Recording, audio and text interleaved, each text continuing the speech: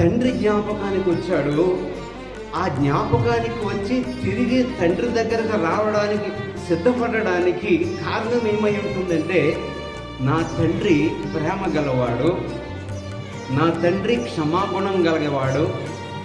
ఒకవేళ నన్ను కొడుగ్గా చేర్చుకోకపోయినా కనీసం పనివాడిగా నన్ను చేర్చుకొని నాకు భోజనం పెట్టగలడు అనేటువంటి ఒక దృఢమైన ఆలోచన కలిగి ఉండడం ద్వారా బిడ్డ తిరిగి ఇంటికి మరచి ఏకమైతి పామరులతో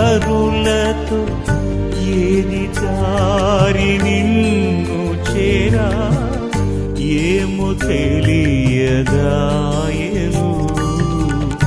ఏ ముఖంబు తోడబట్టు యేసునాథ